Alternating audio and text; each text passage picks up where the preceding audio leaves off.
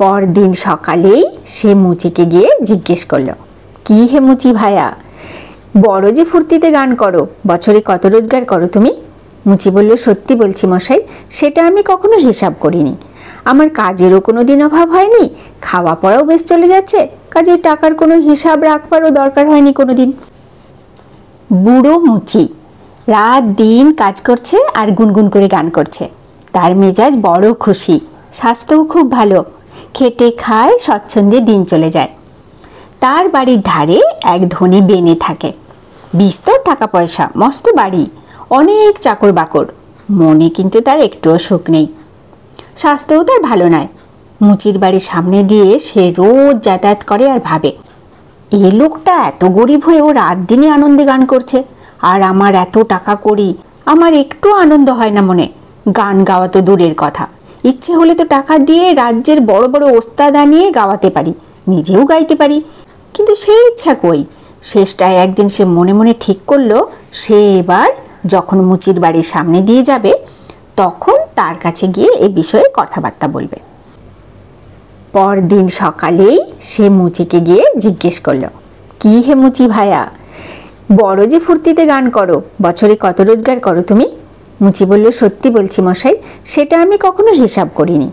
আমার কাজেরও কোনো দিন অভাব হয়নি, খাওয়া পড়াও বেশ চলে যাচ্ছে, কাজে টাকার কোনো হিসাব রাখবারও দরকার হয়নি কোনো দিন। বেনে বলল, আচ্ছা কতদিন কত কাজ করতে পারো তুমি?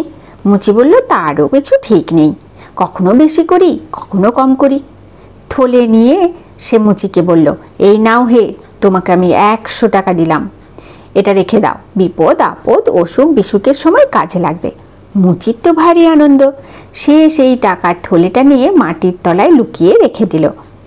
তার জীবনে সে কখনো একসঙ্গে এতগুলো টাকা চোখে দেখেনি, কিন্তু আস্তে আস্তে তার ভাবনা আরম্ভ হলো। দিনের বেলা বেশ ছিল, রাত্রির হতেই তার মনে হতে লাগলো, এই বুঝি চোর আসছে।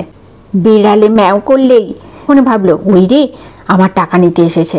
শেষটায় আর সহ্য হলো না, টাকার থলেটা নিয়ে এসে ছুট্টে বেনের বাড়ি গিয়ে বলল, এই রইল তোমার টাকা, এর চেয়ে আমার গান আর ঘুম ঢের ভালো।